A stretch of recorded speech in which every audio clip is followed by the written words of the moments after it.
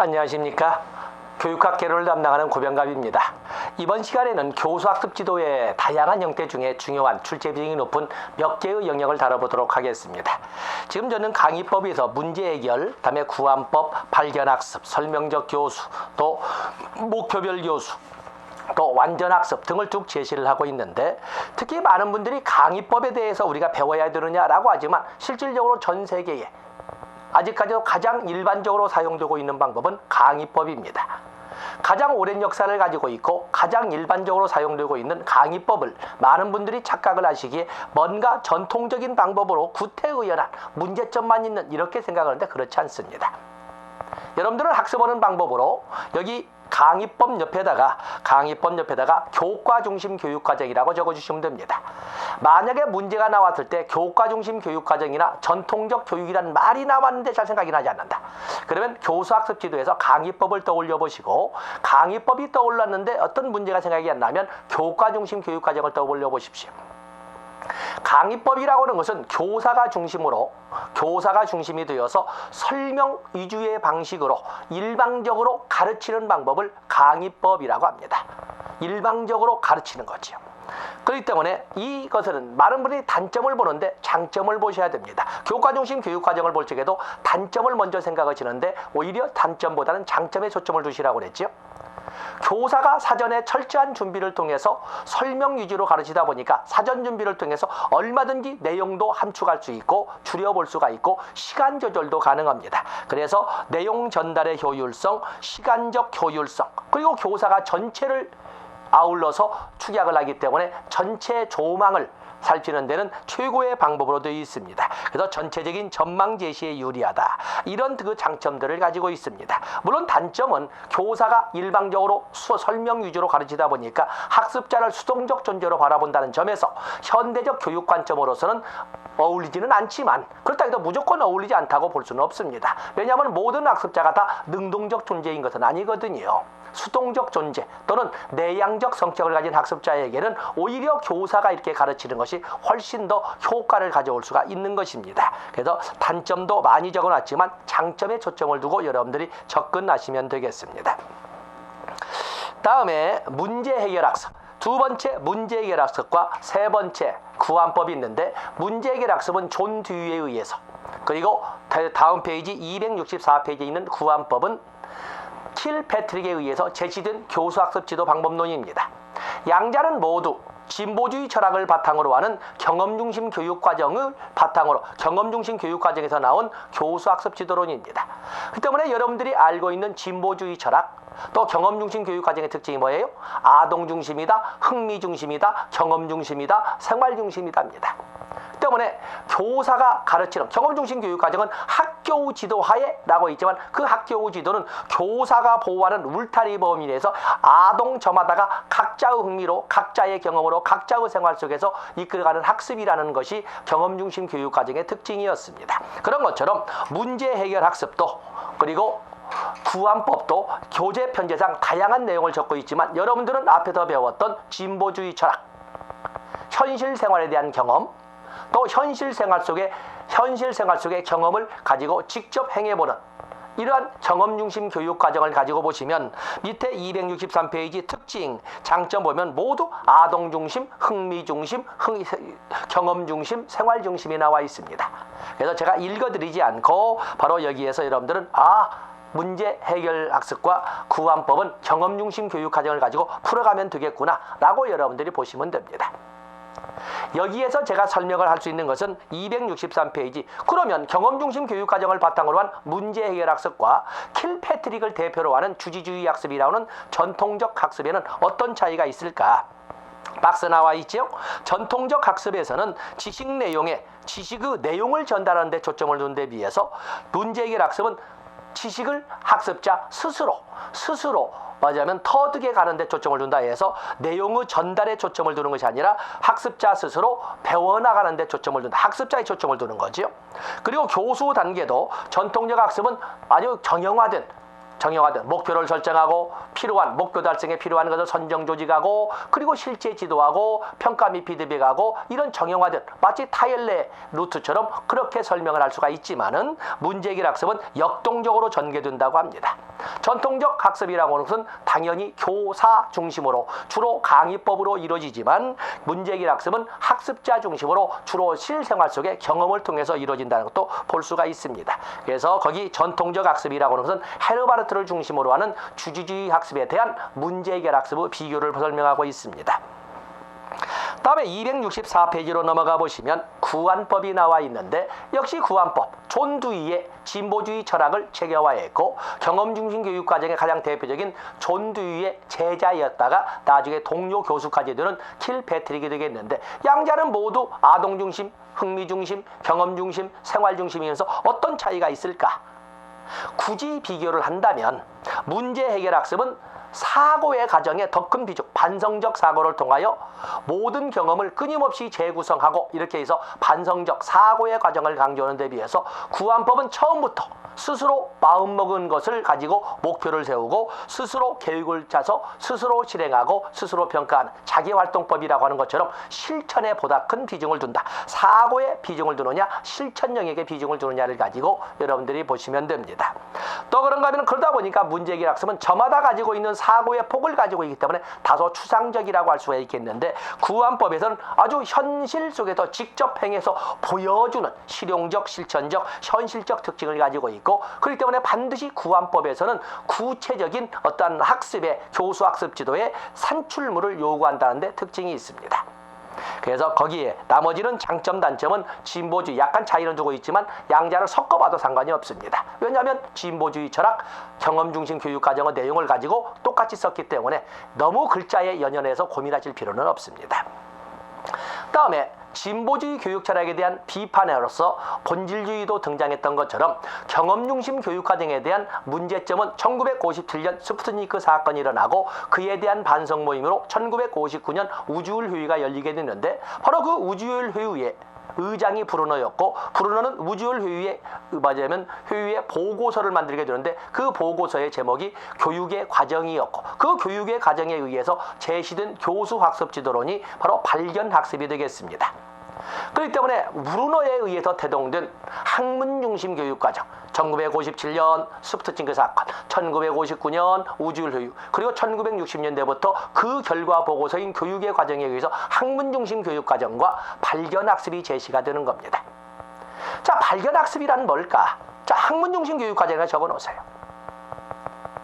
그동안 등한시했던 교사의 주도성을 좀 더 살리면서 아동 스스로가 이끌어가는 영역은 그대로 유지시켜 나가는 이런 절충적 이런 교육과정을 학문중심 교육과정이라는 것처럼 거기에 발견학습을 보세요. 발견학습은 학문중심 교육과정에 기반을 두고 265페이지입니다. 기본 개념과 원리를 가능한 한 학생 스스로 발견하도록 하여 탐구 능력과 태도를 기르게 하는 학습 지도법을 말합니다. 가능한 한 가르치되 가능한 한 학습자가 진보주의 교육 철학이나 경험 중심 교육과정의 말처럼 학습자가 가능한 한 스스로 발견하도록 적극적으로 참여하도록 유도하는 학습 지도 방법을 발견 학습이라고 합니다. 그래서 교사의 주도성과 학습자의 적극적 참여를 같이 믹서시켜서 하는 이와자면 절충적 성격의 교수 학습 지도법을 발견 학습이라고 하는데 가능한 한 그 비중이 다른 학습에도 없기 때문에 거기 오면은 발견학습의 역사적 배경을 보시고 성격 발견학습은 그동안 경험중심 교육까지는 철저할 정도로 아동중심이었는데 교사의 주도성의 비중을 높였죠. 처방적이다. 그리고 우리가 수업에서 본 것처럼 규범적이다.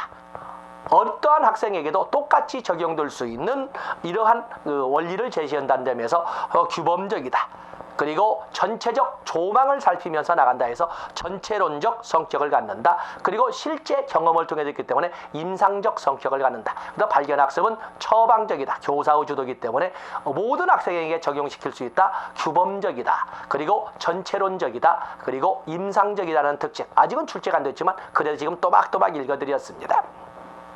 다음에 발견학습에서는 교과를 브루너의 이름을 빌어서 지식의 구조라고 하는데 지식의 구조가 뭐였어요? 어떠한 교과에나 다 내재하고 있는 모든 교과에 내재되어 있는 지적 탐구 과정의 조직이라고 설명을 했습니다. 이런 지식의 구조에는 3대 특징을 가지고 있는데 표현 방식, 경제성, 생성력을 가지고 바로 장단점을 같이 끄집어냈습니다. 표현 방식은 눈높이 표현 방식을 해주다 보니까 교과에 대한 이해가 용이해졌고 또 눈높이 표현 방식을 해주다 보니까 학습에 대한 동기 가능하다. 내적 동기발이 강조됩니다. 그런가 하면 경제성, 옛날 전통적 교육처럼 지식의 내용 모두를 가르치기보다는 지식의 핵심 원리나 아이디어만을 가지고 가르치다 보니까 그에 대한 도전욕이 생기는 거지요. 학습에 대한 부담이 적다, 덜어진다. 또 생성력, 그로 인한 핵심적 원리나 아이디어를 가지고 살찌어가면서 공부를 하다 보니까 그로 인한 전이의 효과가 높다. 초등지식과 고등지식 간의 연계성이 크다. 이렇게 표현하는 것이 장점이라고 그랬어요. 그런데 단점이 뭐였습니까? 학문중심 교육관이요. 단점은 글쎄 핵심적 원리나 아이디어라는 요약집을 가지고 공부할 수 있는 학생이 몇 명이나 될까? 적용 대상의 한계가 있다. 또 핵심적 원리나 아이디어라고는 공식만을 가지고 교재를 편제할 수 있는 교과목이 몇 과목이나 될까? 그래서 수학이나 과학은 어떤 핵심적 원리나 아이디어라는 공식을 가지고 교재를 편제할 수 있지만 소위 표현교과라고 하는 내용, 소위 예체능 교과에 대해서는 그것이 가능할 수 있겠는가 하는 적용 교과목의 한계 등을 우리가 단점으로 설명을 해봤습니다.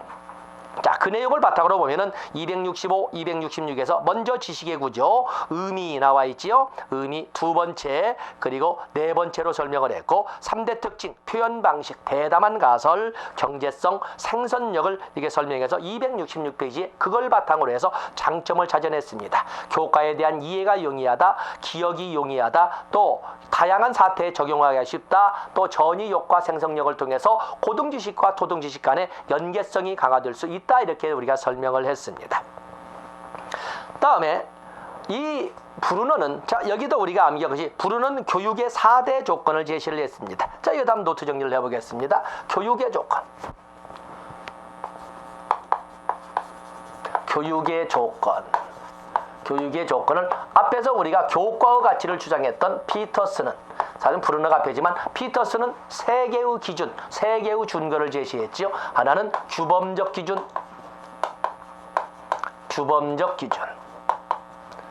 두 번째는 인지적 기준.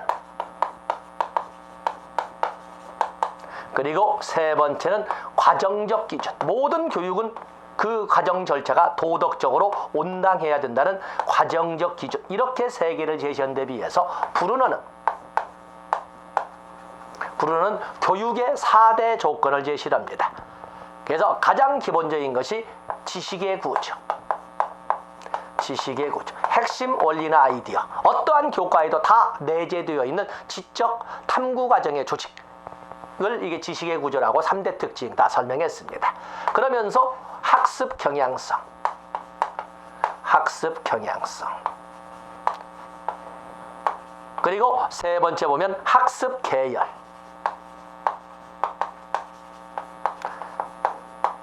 그리고 강화.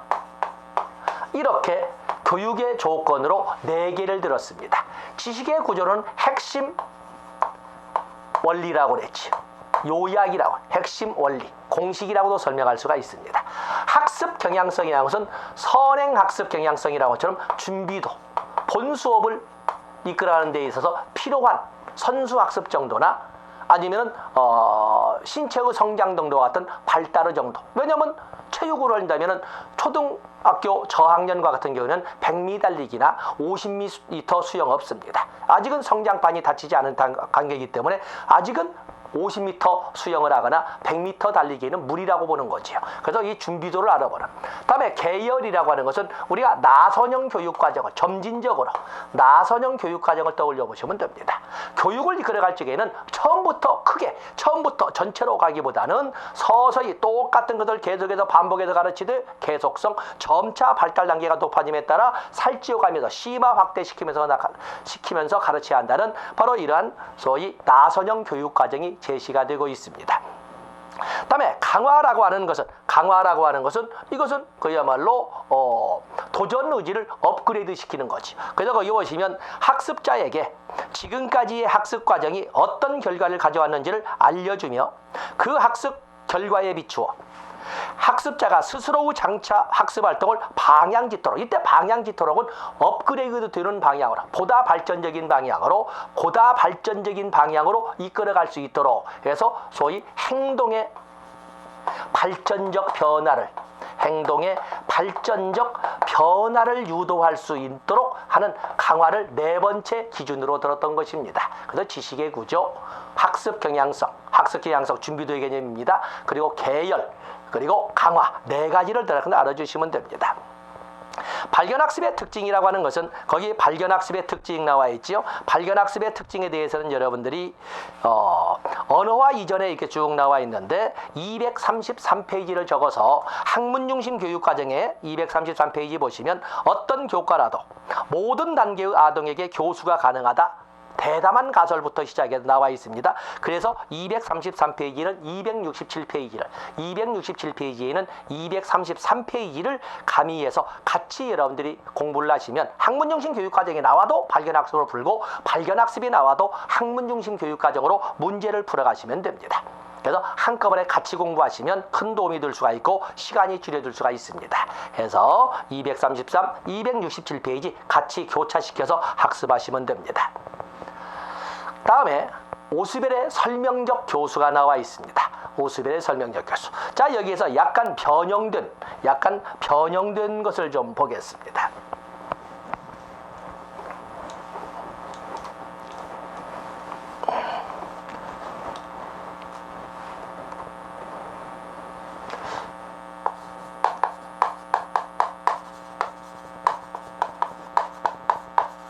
교수 학습 지도에서 가장 오랜 역사를 가지고 있는 것은 뭐니 해도 강의법입니다. 강의법은 우리가 설명해 뭐라고 했어요? 강의법은 교과 중심 교육과정인데 강의법은 많은 장점이 있음에도 불구하고 스스로 인생을 살아가야 할 학습자를 수동적 존재로 봄으로써 많은 문제를 야기하고 급변하는 사회세계에서 현실에 걸맞지도 못하는 현실 적합성이 떨어지는 옛것을 가르치다 보니까 비실용적이라는 문제를 가져왔어요. 그래서 나오는 것이 경험중심 교육과정, 진보주의 철학 등이 등장하는데 그로 인해서 나오는 것이 문제 해결법, 또 킬패트릭의 구안법이 등장을 합니다. 이 문제 해결법이나 구안법은 여기 모두 진보주의 철학을 바탕으로 하는 경험중심 교육과정의 바탕을 둔 교수학습 지도가 되겠습니다. 물론 양자는 거의 같은 우물에서 나왔지만 차이라고 한다면 경험중심 교육과정에 바탕한 문제 해결학습은 다소 사고에 비판적, 반성적 사고에 초점을 두는 데 비해서 킬패트릭의 구안법은 실천, 실용, 현실에 보다 큰 비중이 있다. 이렇게 차이를 두었습니다. 그래서 이 경험중심 교육과정은 아동중심, 생활중심, 흥미중심, 경험중심이라는 많은 현실적이고 실용적인 그리고 학습자의 능동적 참여를 이끌어냈다는 점에서 많은 장점도 있지만 지나치게 아동 중심이다 보니까 교사의 역할 비중이 너무 적었고 그로 인해서 교육의 방향도 상실되고 교육의 기초성이 떨어지면서 1957년 스푸트니크 사건이라고 하는 이런 가슴 아픈 이런 그 경험을 하게 되는 거거든요. 그래서 1959년 우주일 효율을 통해서 학문 중심 교육 과정이 태동되는 이런 그 결과를 가져오는데 그 학문 중심 교육 과정을 이끌어냈던 브루너가 제시하는 것이 발견학습이 되겠어요. 발견학습은 학문 중심 교육 과정에 바탕을 두고 등장시킨 거여서 공부를 하실 적에 학문중심 교육과정을 공부할 때 동시에 발견학습을 가지고 같이 공부하시는 것이 시간도 줄이고 내면화가 보다 확실합니다. 그래서 표현은 약간 과정이기 때문에 약간씩 다르지만 기본 내용은 똑같습니다. 그런데 학문중심 교육과정은 뭐라고 설명하냐면 교사가 주도하되 가능한 한 교사의 주도성을 좀 줄이고 최소화하고 옛날 경험중심 교육과정에서 하는 것처럼 그것도 최대한 살리는 교사의 주도성도 높이지만 가능한 한 아동의 적극적 참여나 능동적 참여도 최대화시키는 방법의 절충적 형태거든요. 그러다 보니까 여기에서는 발견을 지나치게 강조한 거였어요. 발견을. 그러다 보니까 적용 대상 아동의 한계도 있고 적용 대상 교과목의 한계도 있었습니다. 그래서 그걸 비판하고 등장하는 것이 오스벨은 설명적 교수가 되겠어요. 설명적 교수. 이 설명적 교수는 오스벨에 의해서 등장을 하는데 발견학습 인정한다. 발견은 참으로 좋은 것이다. 그러나 언제나 어디서나 모든 아동에게 발견학습만이 최고의 학습 지도 방법이라는 생각은 버려야 된다. 어떠한 경우에는 교사가 설명으로 해서 제시하는 것이 학습의 효과율성을 높이는 방법이 되기도 한다라고 설명하고 있는 것입니다. 그래서 거기 보시면 설명적 교수 이렇게 나와 있지. 오스벨 거기서 보면 그 문장이 오스벨은 267페이지 교사가 교육 내용을 체계적으로 조직하여 아동에게 알기 쉬운 형태로 제시하면 브루너가 말한 것처럼 아동 스스로 발견해서 이끌어가는 학습보다 더 효과적인 학습이 된다고 주장한다. 그래서 브루너의 발견학습을 부정하는 건 아니지만 브루너의 발견학습만이 절대 무의한 학습 지도 방법이라는 주장은 해서는 안 된다라고 하는 것이 오스벨의 설명적 교수 또는 268페이지 두째 줄인 것처럼 명제학습 또는 표상학습이라고도 합니다. 이 오스벨은 브루너가 말할 때 교사가 설명 위주로 가르치는 것이 학습 효과가 크다라고 주장을 하니까 브루너와 그 제자들은 많은 반발을 하게 됩니다. 그 제자들은 많은 반발을 하면서 그러면 교사가 설명 위주로 가르치는 것은 옛날 교육이나 다른 바가 하나도 없지 않냐. 일방적으로 가르치는데 그게 무슨 새로운 방법이라고 주장을 하느냐. 라고 하니까 오스벨이 그게 아니라 이렇게 표현한 것이 아니라 참 싱겁게도 그래 라고 그걸 받아들인 거였어요. 그렇게 해서 맞다. 나는 옛날 선생님들이 하는 것처럼 설명 위주로 일방적으로 가르친다. 권위적이고 추상적으로. 그러나 차이가 있다. 나는 옛날 교수와는 달리 아무거나 가르치는 것이 아니라 반드시 의미 있는 것만 가지고 가르친다. 의미 있는 것만. 그러니까 다시 또 브루너와 그 제자들이 난리가 난 거죠.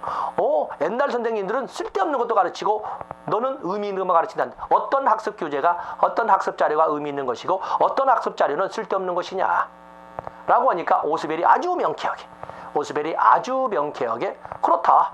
실사성과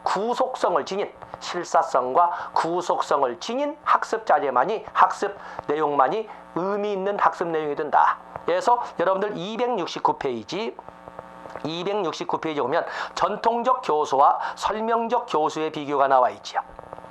그래서 전통적 교수와 오스벨이 주장하는 설명적 교수의 공통점은 교사 중심이다, 권위적이다, 학습자를 수동적 존재로 본다라는 거 인정합니다. 그러나 차이가 있다. 나는 니은번에 있는 것처럼 무의미한 학습은 가르치지 않고 니은번에 의미 있는 것만 가르치는 의미 있는 학습만을 가르친다. 의미 있는 학습과제란 바로 앞 페이지 268페이지 유미 학습과제 2번에 나와 있지요. 유미 학습과제란 의미가 있는 아이디어 집합체로 실사성과 구속성이 있는 과제를 말한다. 실사성, 구속성을 가진 학습과제만이 의미 있는 학습과제고 자기는 그것만 가르친다. 또 하나가 있다. 기억번. 개인차나 학습자의 능력이나 선행학습 수준도 무시하고 일방적으로 가르쳤던 옛날 선생님과는 달리 자기는 학습자의 선행학습 수준 등을 고려해서 학습자 스스로 받아들이게끔 가르친다.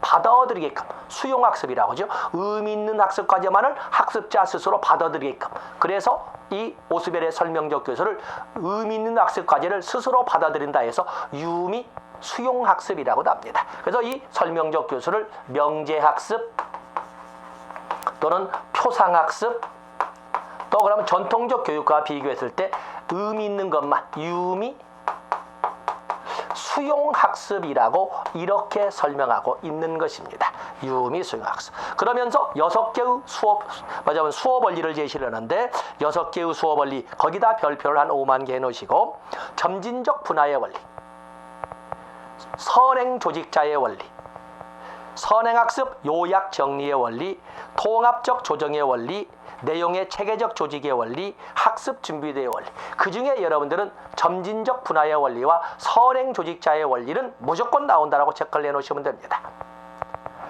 이 오스벨은 수업을 진행할 적엔 먼저 가장 일반적이고 가장 포괄적인 것을 먼저 제시하고 난 다음에 서서히 하나하나 세부 내용으로 수업을 진행한다라고 설명을 합니다. 바로 이런 거, 이게 바로 점진적 분화의 원리죠. 이때 수업이 시작될 때 처음에 제시하는 가장 일반적이고 포괄적인 입문 내용을, 입문 자료를 선행 조직자라고 합니다. 그렇기 때문에 점진적 분화의 원리, 점진적 분화 원리에 따라 가장 먼저 가장 포괄적이고 일반적인 내용으로서 제시되는 입문 자료를 선행 조직자라고 하는데, 그렇기 때문에 보통 우리는 오스벨의 설명적 교수는 270페이지에 있는 것처럼 연역적 접근을 기초로 한 설명적 교수, 연역적 접근이라는 것을 설명을 합니다. 그리고 269페이지에 선행조직자 내용 보시면서 도대체 선행조직자의 내용 보면은 니은번 선행조직자의 B번 새 학습과제를 도입할 때 제시되며 높은 수준의 추상성, 일반성, 포괄성을 지닌 자료를 말한다. 이렇게 설명을 했지요. 그리고 270페이지에 왜 이렇게 연역적 접근을 통해서 선행조직자를 제시하자고 하느냐라는 그 이유를 5가지로 제시를 했습니다. 리1번의 선행조직자 제시 목적 나와 있지요. 스키마의 활성화, 인지 구조를 활성화시킬 수가 있다. 유의미한 학습을 촉진시킬 수가 있다. 포섭자의 기능을 촉진할 수 있다.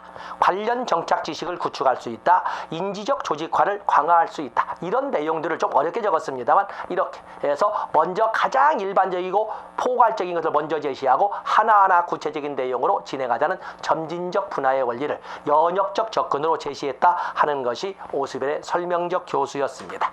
자, 이 시간 여기까지 해서 발견학습에 대한 비판까지 해서 오스벨의 설명적 교수, 명제학습, 유호미 수용학습까지 봤습니다. 다음 시간에는 간의 교도학습은 여러분들이 보시고 간의 목표별 교수부터 시작해서 진행을 하도록 하겠습니다. 고맙습니다.